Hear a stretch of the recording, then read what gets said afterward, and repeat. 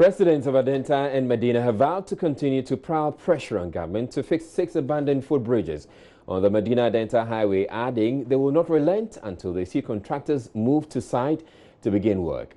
Over 100 of them on Monday hit the streets in what they dubbed a peace march from the Adenta barrier to the SDA junction on the N4, the same highway where an 18-year-old student of the West African Senior High School was killed last Thursday, sparking a major riot. They have blamed the failure to complete the footbridges for the frequent pedestrian knockdowns, which they say has claimed scores of lives. Despite earlier disagreements between the police and the protesters, the march was largely peaceful, with the residents maintaining they will press on. So after several minutes of back and forth, the residents have agreed to move back to the start point, which was the frontage of the West Africa Senior High School. It took, their leaders quite a tough time to agree to move back because police would not allow them to cross that barricade in front of a Totu Teen school.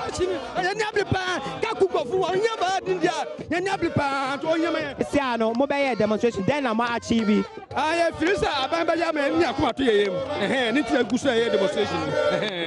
So he says they've been able to drum home their concern for authorities to fix this particular footbridge. And they didn't now join us how much way. I didn't have any information. Other is I didn't have the palm. I said to his back on the palm. You want to go overhead here. You said, I go for your son overhead for me. It doesn't matter. Say,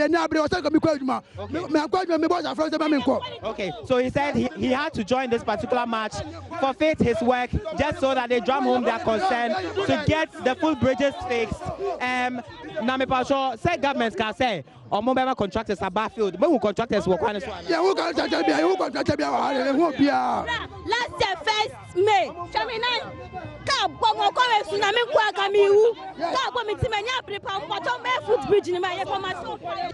the lady mentioned that she was a victim of a knockdown here in 2016, and that's why she had to join this particular match. I spoke to this gentleman who didn't go to work today because of this particular match. At the end of the day, then I'm achieving. Yeah, achieving from some match we then I'm achieving. Yeah, achieving say you to a demonstration. We were expecting better than this. Now can you say you know? My opportunity my fundamental, which is Conticaro agonize. That's all. Until you be contractors, and I say until say you be me afro side away. Let me dia kwa see it no. Na you say nipa ja kwa mucha. I think that will be enough to solve the problem. You didn't go to work today because of this demonstration. Yes. My brother was knocked down at the same filling station. You understand? It is very bad. Which kind of country are we? Look at this thing. When was it started? Until now, nothing is being done about it. We are all Ghanaians. But government said they are going to get contractors to come here. When? This week. This week. If you don't see it, it will still continue. So the residents are bent on drumming home this concern. They say if they do not see contractors come to work on these footbridges, they will not stop this particular march. 2016 independent presidential candidate Jacob Osei Yeboah, also a resident of Adenta, who joined the march, stressed on the need for their concerns to be addressed with dispatch. This is an issue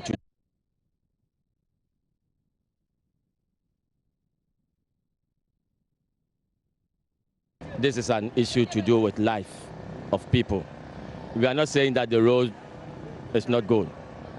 What we are saying is that the road is killing people, like ground squirrel. In Accra, they will say amokuya. Yenya mokuya. Human beings are not like ground squirrel. That should be killed. More often than not, knocked down by cars, no. So what happened last Thursday and its ramifications, behind the scenes, the government has promised to try and fix the bridges. Okay, all of you were at SDA Junction. That traffic light has not been fixed. So we are telling the government that once they've promised us, they should make sure that they fix this traffic light within that 10 days. Okay. And this will calm the youth. Okay. You saw what happened at SDA Junction. They became agitated. We had assurances from government that the contractors are moving in this week to begin work. Since you've been on this road, have you seen contractors on any of the footbridges working? Honestly, you are all here. Have you seen anyone working over here? No. This is what is angering the youth.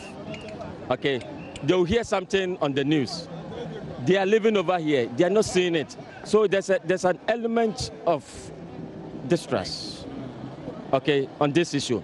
So all what we are telling Nanado and the government, the road sector minister, and all of them, the security personnel, to ensure that they work together and make sure that this problem is fixed. As this momentum was gathering, and when the car hit one lady at her, as we were talking, Monday another, there was an incident, and then Thursday another.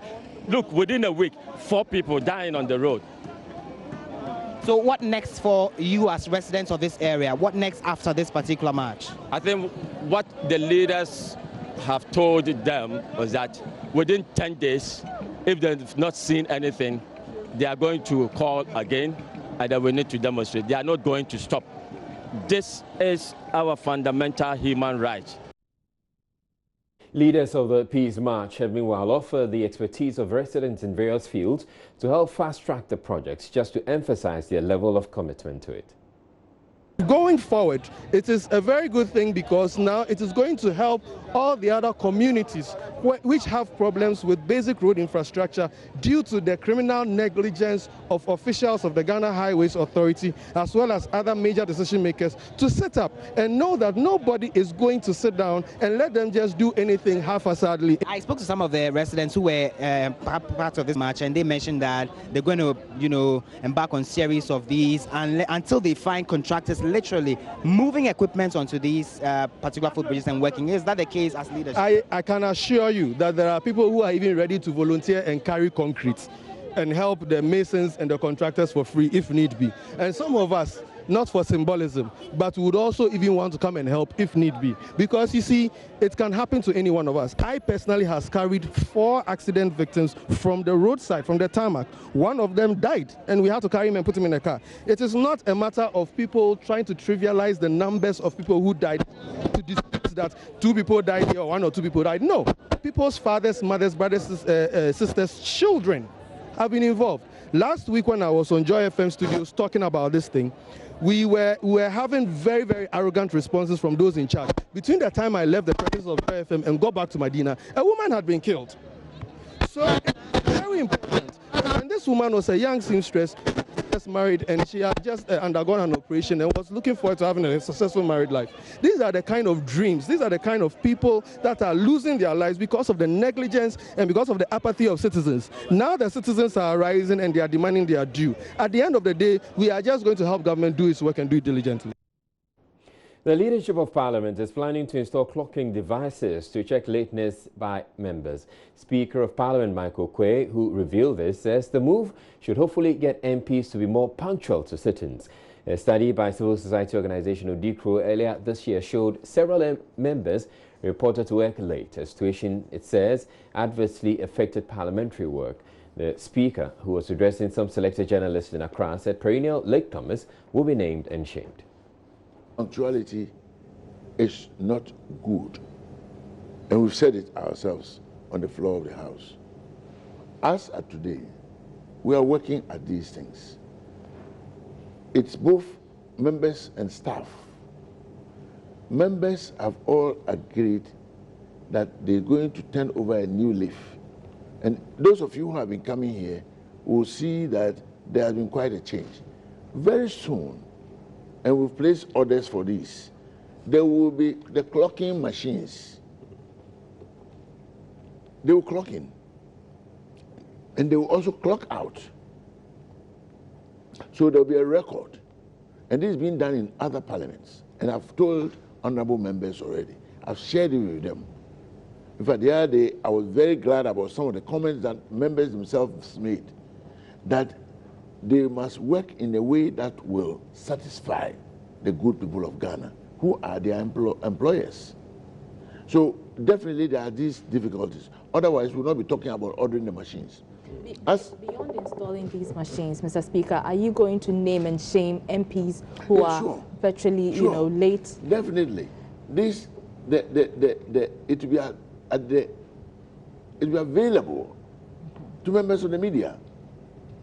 So when you come And in fact, I'm seeking your cooperation. And these are the things that make things work in other countries. And when you make comments, like I know a number of researches have been done in the past, some of which I had even referred to in some papers I had written several years ago. You want to now support them scientifically with what the Parliament computer is saying. And they will soon be installed. So that you can now tell that this is the attendance record of this particular member of Parliament. The Speaker has meanwhile added his voice to assurances by leadership of the House. The Right to Information Bill will be passed before close of the year. Majority Leader Sechemin Sibunsu has indicated the bill will be considered on November 15, but the House is divided on the possibility of passing the 18-year-old bill by December 2018. So Kwei says necessary measures have been put in place to ensure passage before close of the year. The Right for Information Act, for example, bill, for example, will soon be passed into an act from this place. And I believe that it will be a matter of just a couple of weeks. Would we say it's by the end of the session? But by the end of this year? No. Oh, you mean the Right to Information? Oh, definitely. I can assure you that we shall have a Right to Information Act by. Mr. Speaker, talking about definitely, in the last week we've had 2 instances where Parliament lacked quorum. So, I mean, how do we know that Parliament is serious, and how can we justify that when members have not been present for the consideration of the bill? No, I can assure you it will be done. But there's budget coming, and there'll be a lot of deliberations. The budget will come, we'll deal with the budget, and at the same time, RTI will be a thing of the past. So we should take your words that it's going to be passed by the end of this year? By the end of this year. RTI should be a thing of the past. When we come in January, I think rather we must be concentrating on women. We're taking a break here on JoyNews. Prime still ahead. Former University of Ghana Vice-Chancellor urges government to consider alternate funding for free ed teachers, warning state funding alone will not be enough to sustain the program. I know that the GES is averse to parents' contribution by telling parents don't make any contribution through fees. You are putting aside 60% of all that they need to make those schools run. Stay tuned. We're back in a bit.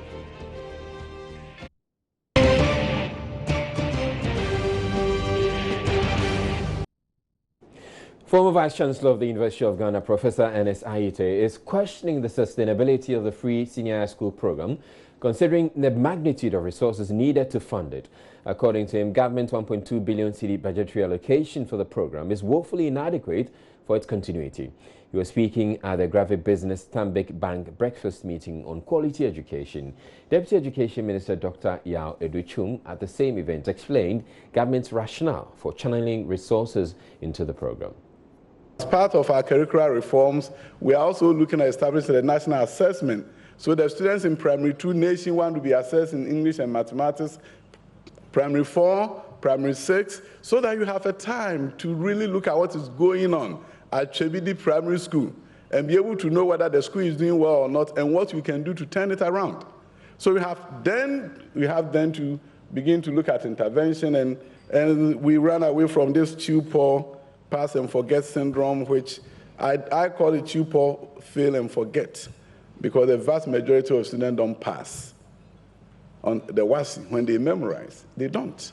So we have to move away from it and have students seated in classroom just like we're seated here, and have them dialogue with their peers and begin to look at the 21st century way of educating our children with peer collaboration, critical thinking taking place in the classroom, because students can voice their opinions. I've done some unannounced visits to schools. I go into the classroom, I talk to students, and they're excited even to hear about my background and what I've done in America. And since the case, every one of them wants to go to America anyway. So they get excited when they know that, oh, you build schools in America, wow.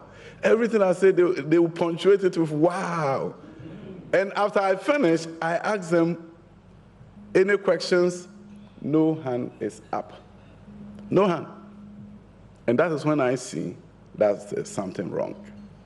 So as we look at sustainable ways of funding education, I also venture to say that the best way of funding education is to fund it on things that are critical, on things that can really improve the learning culture in the schools after you guarantee access, and make sure that the very people that you are educating are the ones who are going to help improve the economy in such a way that you not then begin to worry too much about funding for education, because the innovative ways of doing things and the creativity they bring to the fore to improve productivity in industry is what will improve our economy. And when the economy improves, 4% is a lot of money. 4% of the GDP becomes a lot of money. When the economy improves, 5% of GDP becomes a lot of money. And then you're able to really look at how do you develop your education system, how do you sustain it. Professor Ayite Ava says government must channel its energy into equipping the public schools and accept offers for partial funding to make it more sustainable. Many of the challenges faced in the schools have arisen not because there's no room to go to or classroom to go to. They've arisen because we have not spent enough money on those classrooms to equip them. So whether they are in very good schools like Achimota or in bad schools like Yachipram, so as the Deputy Minister was saying, I'm quoting the Deputy Minister on this. So whether they are in these schools, Achimota or Yachipram, so the kind of equipment needed for the future, for the transformation, is not there. It's not there. So you have a situation where even your elite schools are poorly resourced. What it is leading to, that there is a new dichotomy between the public schools, including the best ones, and the private schools like Mr. Titiofer's school. I'm worried about the gap that is emerging in Ghana. We are in a Ghana where, depending on the choices you make, your children have an advantage. So the solution is, let's fix the public schools, all of them, from the best to the worst. Let's fix them. And you can fix them by spending more on these schools. When I looked at the budget statement, it provided for 1.1 billion, 1.3 billion to support free SHS for 2018. We've done our own calculations, looking at the budgets of schools. To maintain the status quo, we need 3.3 billion cedis. Not to 1.3, we need 3.3 billion, putting aside the teachers' salaries and so on. So we are looking at the goods and services provided, feeding the kids, maintaining classrooms, providing security and so on. We need 3.3 billion. It's not going to come from the budget next year. Because the only way you can put it in there is to deny other parts of the economy the revenues required. Of course, parents have to contribute. I know that the GES is averse to parents' contribution. By telling parents, don't make any contribution through fees, you are putting aside 60% of all that they need to make those schools run. For what reason? I haven't seen around the world any school, boarding school, where you go to for free. I haven't seen it, except in Ghana today.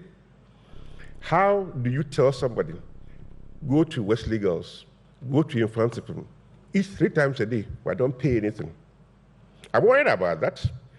I am concerned that in our haste to provide free SHS, we are not taking into account all the principles that we should be. There's nothing wrong with taking from the rich to pay for the poor. There's nothing wrong with it. The Bible even supports that. So where parents can afford it, let us do it. So my suggestion is, we need to target. It should be possible for us to categorize schools depending on their endowments. There are schools that are well endowed and those that are not well endowed. It's possible to target them. Minister of Defense Dominic Nitowell has warned that the conflict between 2 farmers that led to the killing of 1 person and others injured would be treated as a criminal matter. He said the police have begun investigations into the matter. At a meeting with the 2 tribes, the minister cautioned this should be the last communal violence in the area.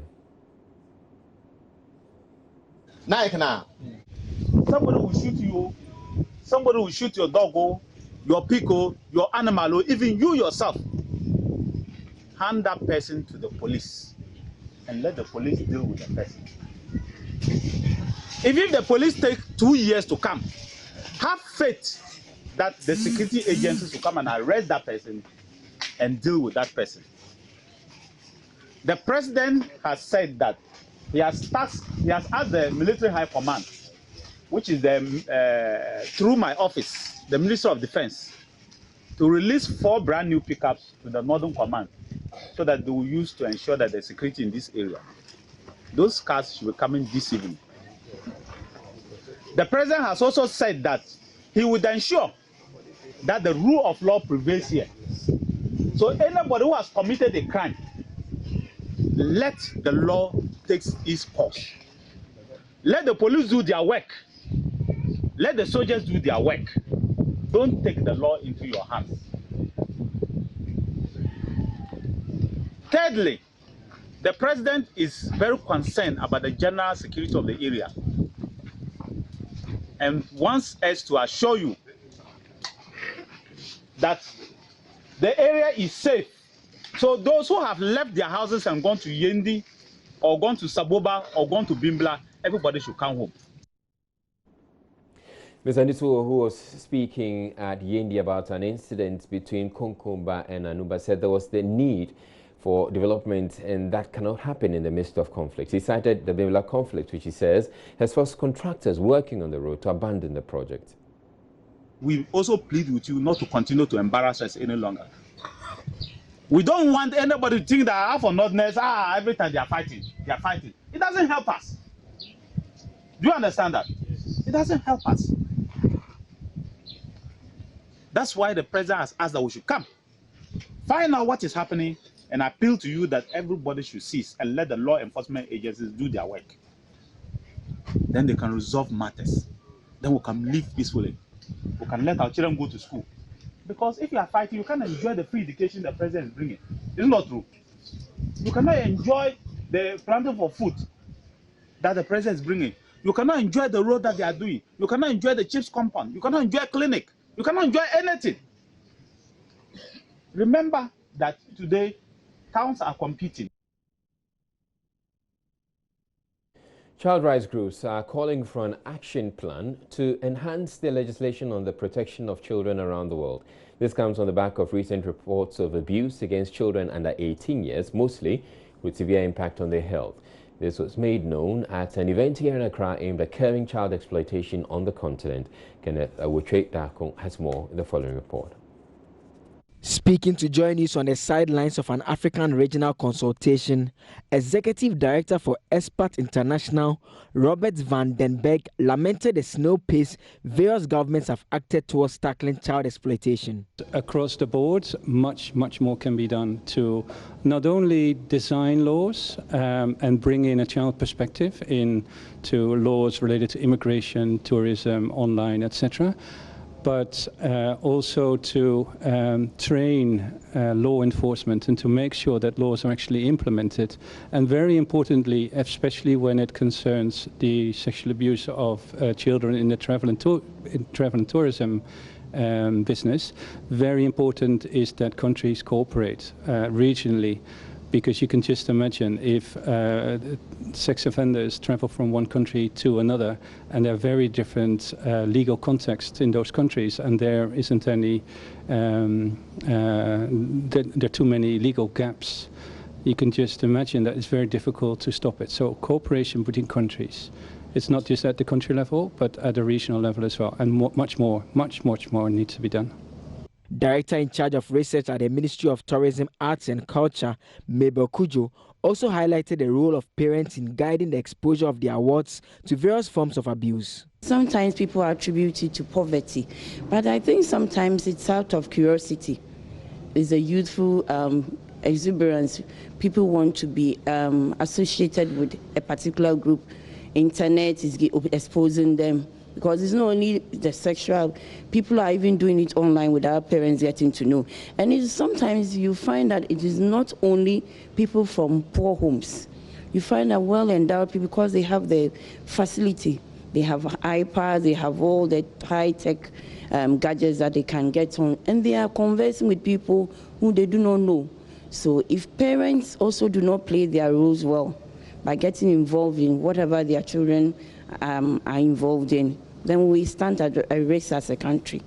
National Coordinator for the Ghana NGOs Coalition on the Rights of the Child, Berima Kwesi Amankwa, called on government to formulate an action plan to back existing laws to curb the trend. The understanding or putting it in a law is different from having a specific plan to look at how you are going to address it holistically. The law is broader, but if you have a plan specific to say that, okay, if you want to do 1, 2, 3, if you want to address elimination of worst form of child labor, if you want to eliminate commercial sexual exploitation of children, if you want to eliminate online exploitation, even though the law is there, big framework, we need to narrow it for people to really understand, even the volume of it, for people to really appreciate it, so that people can clearly know what they are supposed to do in ensuring that we address the situation holistically. So like we have the Constitution of Ghana, we also have the Children's Act. Even though the Constitution of Ghana talk about children issue, you know that we have the Children's Act. We also directly look at how we are going to implement activities relating to children. Expert International, which is a global network of civil society organizations that work to end sexual exploitation of children, also proposed a design of global initiative to consolidate and strengthen the evidence base of sexual exploitation of boys globally. Kenneth Awotwe Darko's report for JoyNews. In most traditional settings in Ghana, sporting activities are thought to be just for boys. Girls who pursue sporting activities therefore have to deal with stigmatization in various forms. There are some, however, such as 13-year-old Princess Ando, who remains unfazed by all the stereotypes, pushing her far away from her aspiration of becoming the celebrated footballer she has always dreamt of. Her story is told in our upcoming documentary dubbed All to Play For, put together by Joy Sports' Gary Al Smith as part of our build-up to the 2018 African Women's Cup of Nations, which starts Saturday, November 17. Reactions to girls playing football from peers and older people can be wildly different. Take Princess, for example. I asked her about reactions she typically gets from her friends because she plays football. They encourage me. And they also, when I do something that's not correct, they also correct me. This morning, is that okay? Yes. All right. Nice one. But has she ever encountered negative feedback because she does not behave like most other girls her age? Apparently she has. And believe it or not, it was from someone you'd think would know better. Yes, one of my teachers said it to me. One of your teachers told you that you are wasting your time? Yes. What happened? Tell us how it happened. She said that every day I don't like sitting in the class. Every day I'm outside, I'm going to play ball. So I'm not getting I don't like staying in class. So I should stop playing football because it's not good.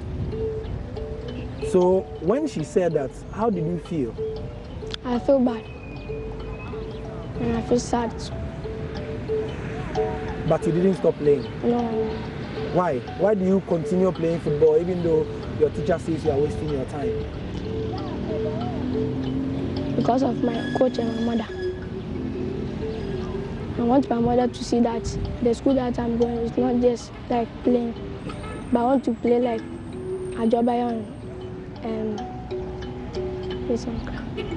I want to play like Ajobayo. Indeed, because sporting activities are very much seen as exclusively for boys at many levels of the Ghanaian society, young girls face serious pressures to stay away from the playing fields. And when they insist, there's usually a pushback. How do you deal with the stigma around you? Yeah, what I do is I just don't mind what people say about ladies playing football. It's a game. And if you love it, you just need to do whatever your heart tells you to do. Now that's coming up in tonight's Hotline documentary at 8:30 p.m. That's in just about a little over 10 minutes from now here on the JoyNews channel, so do stay tuned. Now, Director General of Deutsche Welle, Peter Limburg, is assuring community radio stations of continued support from his outfit. Speaking at a forum with members of the Ghana Community Radio Network at Accra, the Director General stated the community-based stations are important in deepening democracy in the country. Peter Limburg is in Ghana with other managers of the global media giant to engage players in the industry on how to build the voice of the youth in development. Maxwell Agbagba has more. We work with our people together. Members of the Ghana Community Radio Network singing their anthem. Coordinator of the group, Wona Kwame, wants the transmission radius of community radio stations to be increased. And we also live in hope that they will recognize that if community radio is there to give voice to those who have the least voiced are not in the cities. They're in the remote villages, in the remote communities, and there is no way they can be reached within a 5-kilometer radius. Director General of DW, Peter Limburg, assured the members his outfit's support for community radio stations will continue. He's hopeful their transmission radius will be increased to enable them reach a larger audience. I can assure you that the support of Deutsche Welle for community radios is long-lasting and will continue, because we're so convinced that your work you're doing here, all together with you people who are actually reporting and contributing from the community, is vital for not only your community but for democracy, for the preserve of cultural heritage. Regulations shouldn't hinder your work, and well, 5 kilometers is not very much, so I can really understand the wish, and hopefully they will never control the 5 kilometers, but put on the volume and get more, make it 10, make it 15, make yourself heard. DW Head of Programs for Africa, Klaus Starker, says community radio stations are important for the coverage of rural areas. I think they have a very special role to play, the community radios, because they are there where the people are. And for every national media, entity, it's very difficult to cover the rural areas. So it's very local, and you need a platform for them. So I think it goes really good hand in hand with national, networks. We will definitely go more into Africa, as it is one of our prioritized regions, and Ghana is one of our, most interesting countries, one of our specialized countries. The Deutsche Welle here, DW is present here, and we entertain very good relationships with companies like Joy. The multimedia group is one of our longest standing partners, and it's a very fruitful relationship. The Director General and his team are scheduled to meet stakeholders in the media industry and participate in the JoyNews DW Forum, dubbed the 77%.